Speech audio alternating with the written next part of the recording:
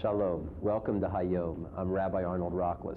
Our guest today is a civil rights activist, an advocate for peace and social justice, a vegetarian, an organic gardener, a rabbi who's served in Mexico, Brazil, and Cuba, as well as Princeton, New Jersey, and for the last 12 years in Lowell, Massachusetts. Our guest is Rabbi Evrett Gendler. It's a pleasure to have you with us.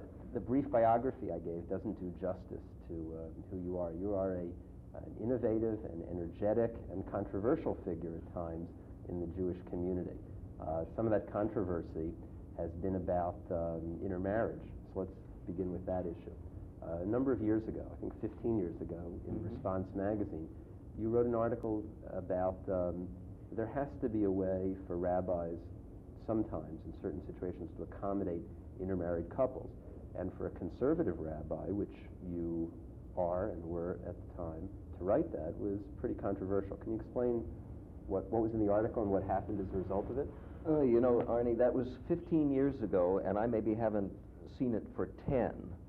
So my exact recollection of the article may not be precise.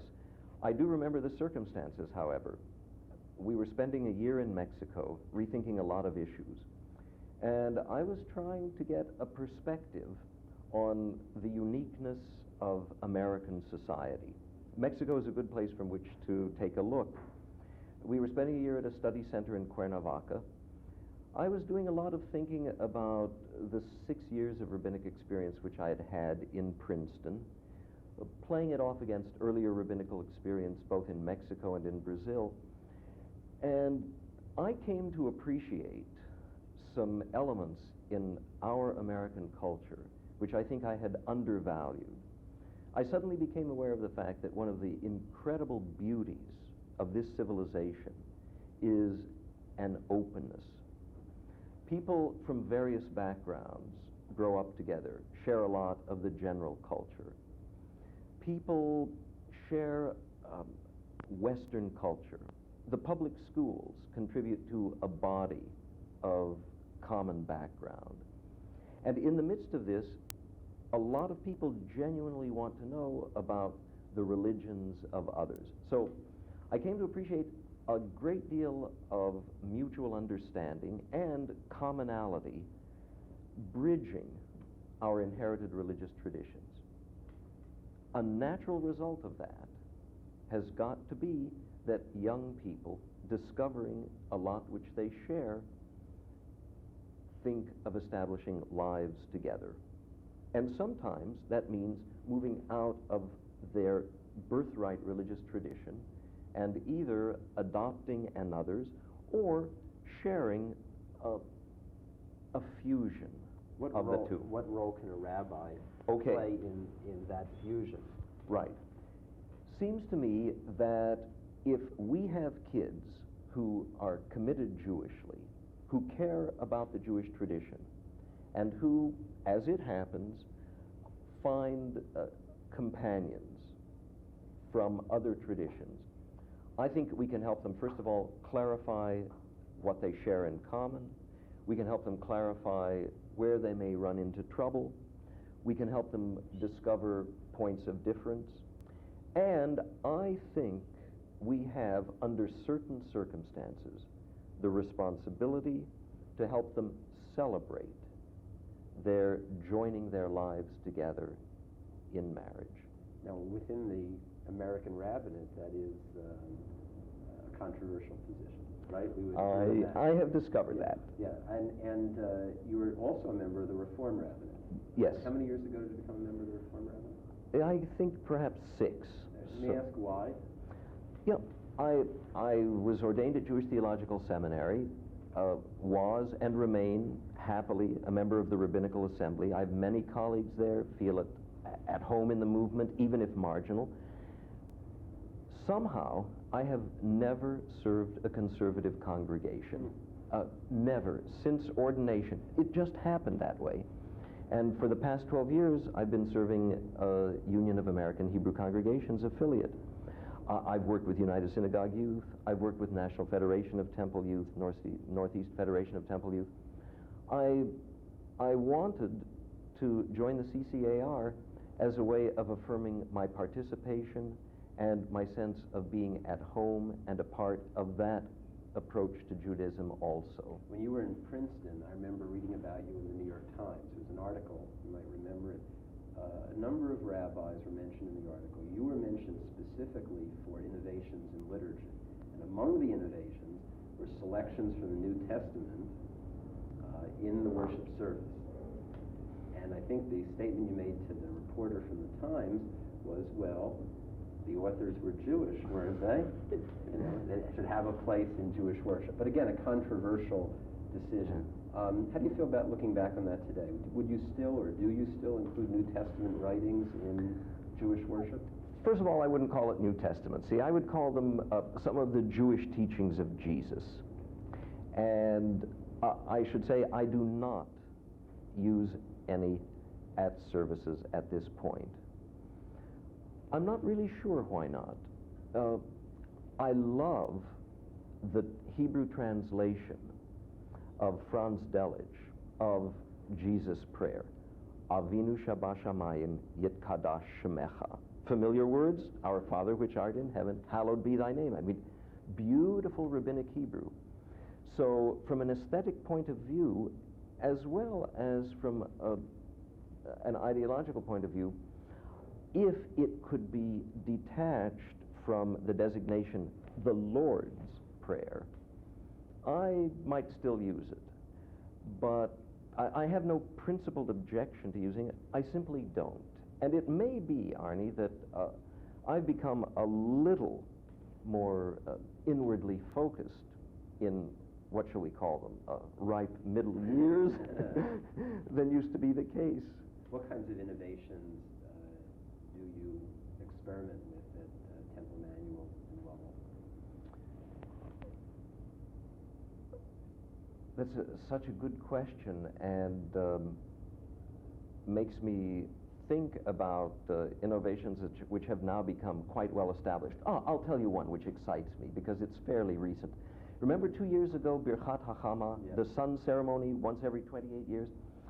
For the occasion, I collaborated with a very talented artist in Cambridge, Mass, and we designed a sun wheel.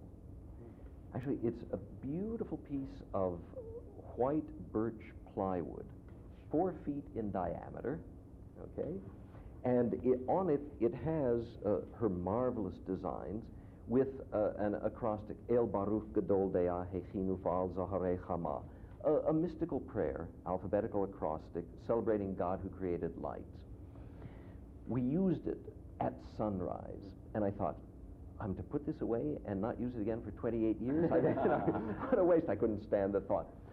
Now, at each turning of the seasons, that is, on the Friday night closest to summer or winter solstice or vernal or autumnal equinox, our service includes a ritual turning of the sun wheel. We have special music. We may have a special discussion of, what the movement of the seasons and the sun means to us. And here's this prayer wheel in gorgeous color, and it's spinning, and I mean, really, what a legal... Does it have a hypnotic, mystical, meditative effect? 100% and purely legal. Do I remember right, you have a solar-heated or solar-lit Ner Tamid eternal light? What research? You know more about the temple than I do. Listen, yes, and that is my toy of the decade.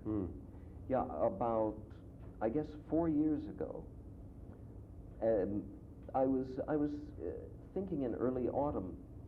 We talk about Ner Tamid and eternal light, and what do? We plug it in either to that appallingly polluting source of energy called nuclear, please spare us, or depleting coal or petroleum supplies. And I knew a little about photovoltaic cells. I collaborated with a friend of mine who at the time was working with the Northeast Solar Energy Center, and we figured out a way, in effect, to plug the eternal light into the sun. So, listen, the inauguration of it was so incredible. We managed to set the photovoltaic panels up on the roof of the temple on ice 3 nights before winter solstice, bitter cold. And we managed to connect the whole apparatus, and it was the 3rd night of Hanukkah, I think. It was just at the dark of the year. We had the eternal light disconnected from the usual source, and all we had to do was attach it to the solar charged battery. You know, people came in, there was just a candle up there, and the eternal light was dark. And we all waited, you know, and we recited a Shehecheyanu, of course, did a couple of appropriate readings, and then when it was attached, it lit up. I mean, you could feel the whole place levitate toward the sun. It was so beautiful. And I tell you, 4 years later, the first thing I do when I go into the temple is scurry into the sanctuary, have a look. How's it doing? It is a very special feeling. It's like your garden. I'm sure you check the plants out and see how it's growing and nurturing it along. And your congregation must be special to want to have you as their rabbi, well, tolerate you as their rabbi. Even better. Yeah. To feel that, you know, I think when a rabbi in a synagogue really click, it's because the rabbi articulates or personifies the kind of Judaism that people want to observe and believe in. So what kind of people do you have in Lowell, Massachusetts? A great variety. And we actually have the benefits and the penalties of being a regional assemblage, not local.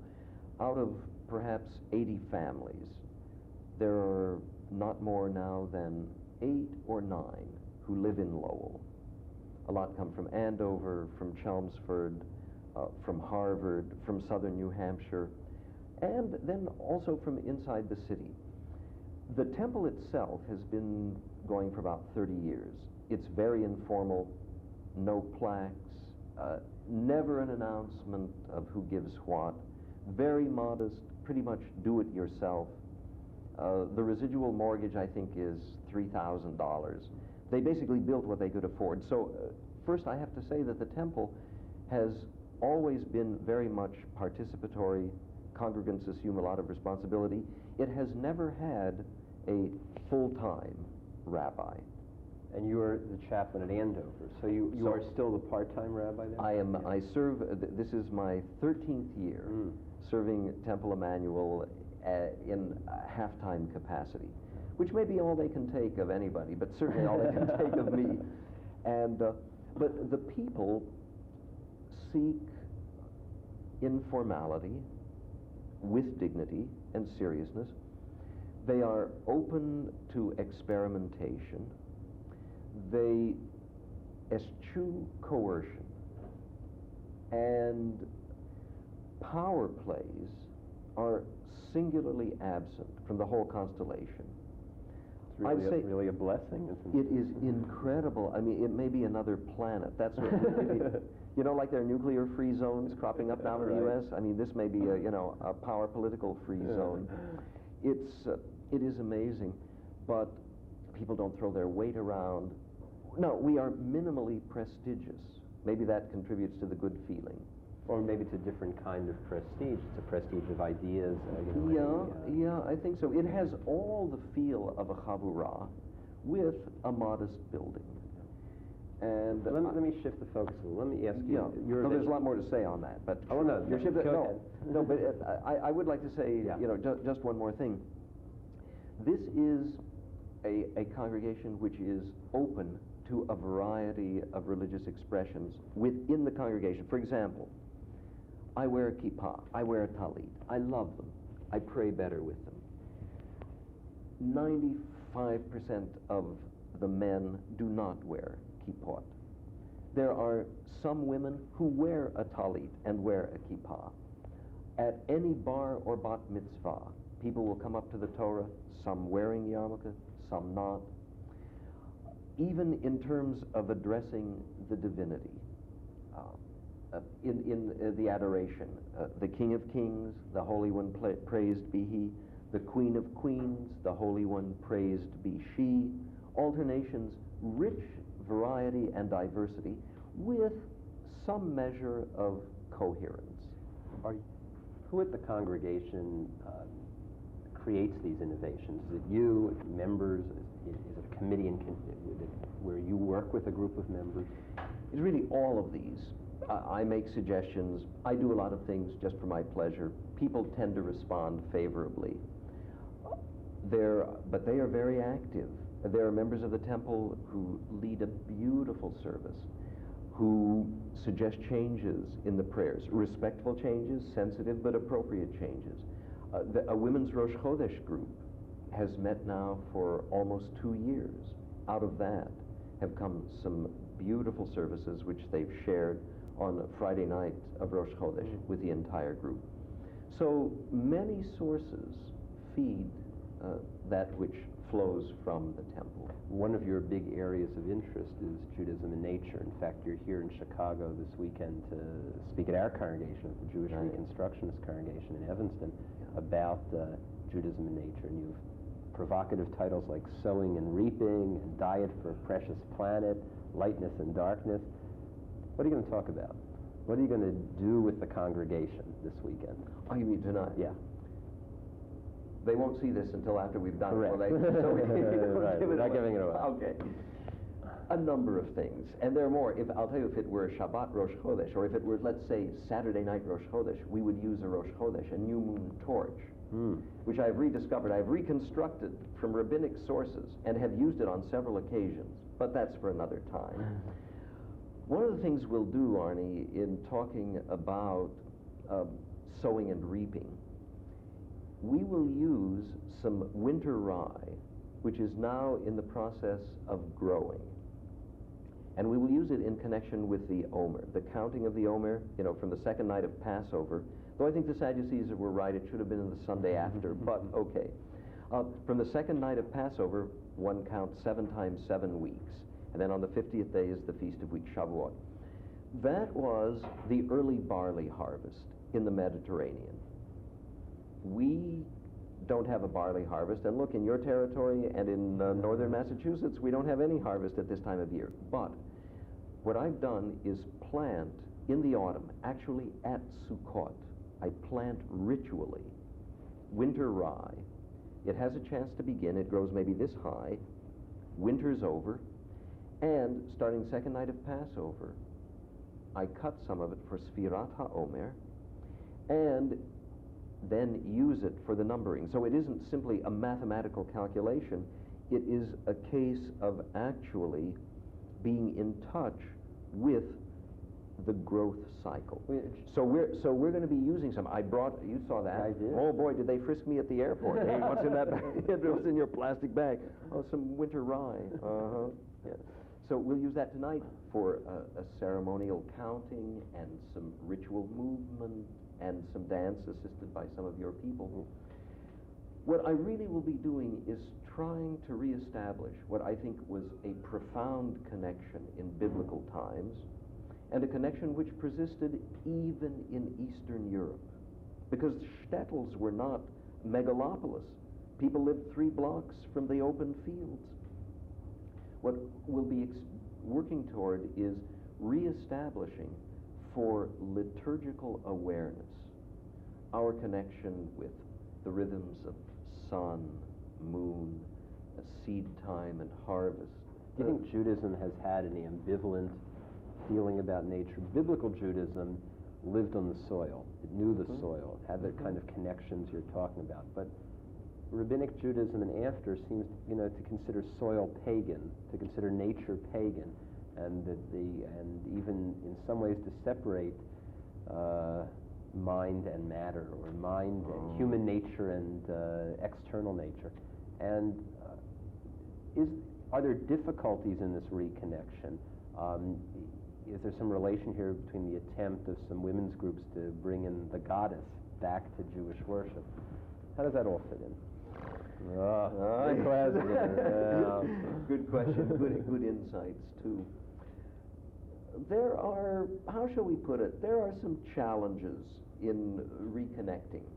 And certainly we may be dealing with a phenomenon which I would call post-biblical and post-rabbinic neo-paganism.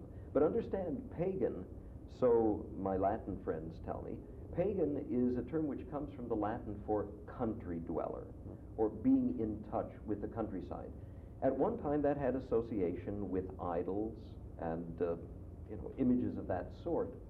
I think the Bible and the development of human consciousness has pretty well cleansed and purified that idolatrous possibility.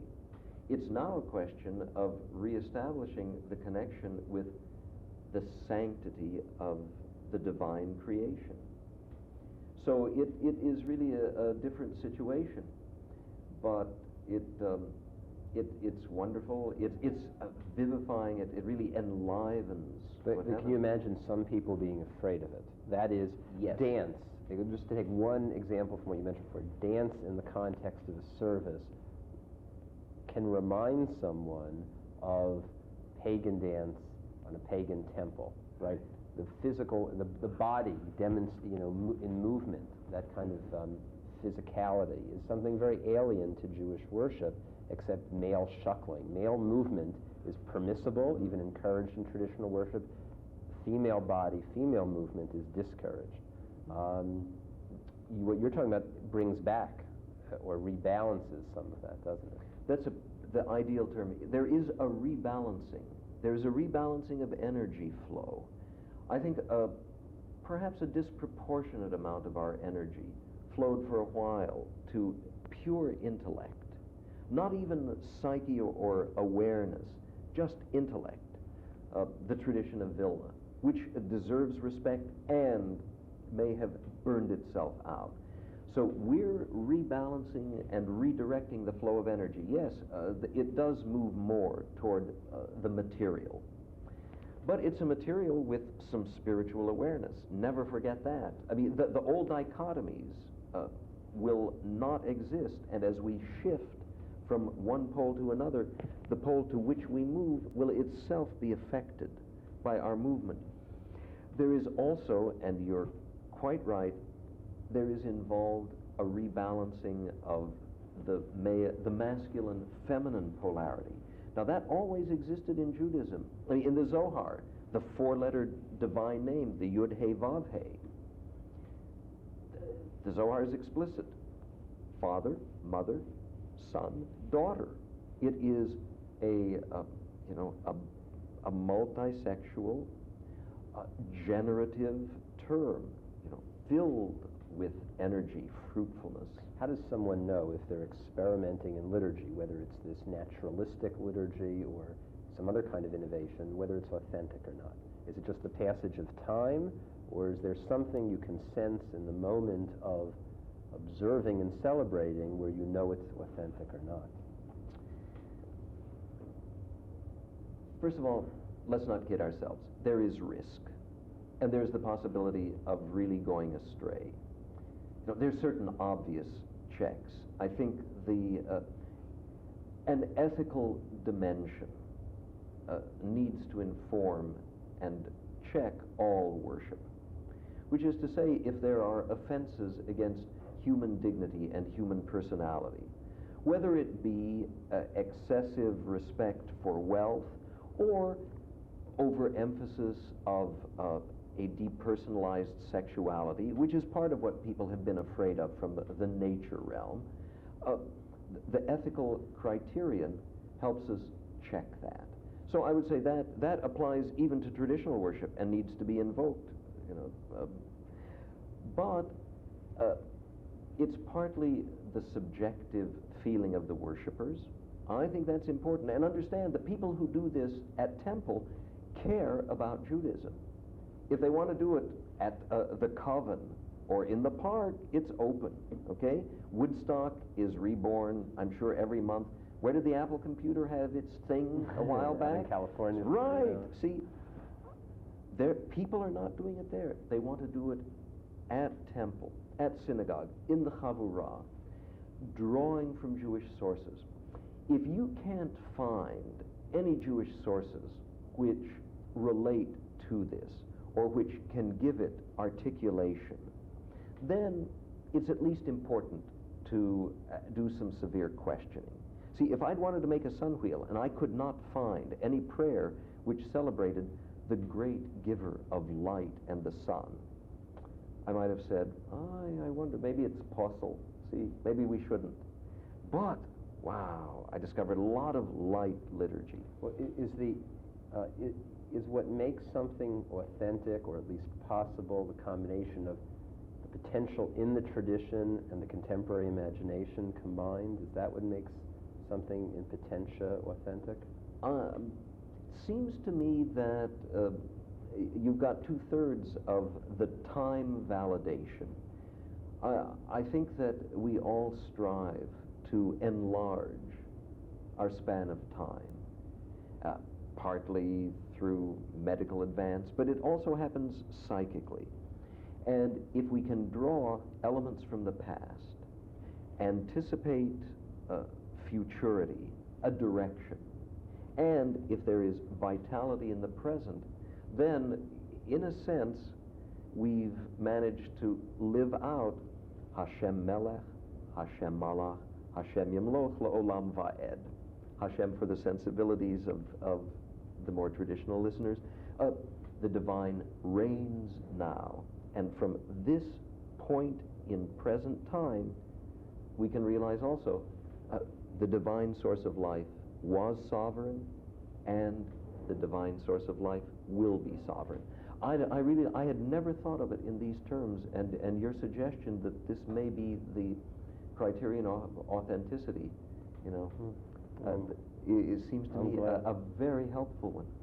Yeah. Anyone who knows you or who's known you over a period of time can't but help be impressed at how optimistic you always are and so full of life. And, in the years that you have been a social action activist, you have seen the Jewish community become more and more egocentric, and yet you still hope that justice has a place in Jewish community life. Would that be right? I hope so. I'm really touched by how you formulated, Arnie. I hope it's still true. And I do feel an optimism. I feel a lot of hope. I cannot justify it. On that, we're going to have to end on that note. I would love to keep going. Thank you, Rabbi Evrett Gendler, for being with us. Please join us again on Hayom.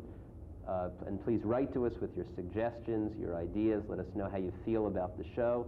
Hayom, care of WJUF, 1 South Franklin, Chicago, Illinois. Please join us again soon on Hayom. And Rabbi Gendler, Evrett Gendler, thank you for being with us. Thank you.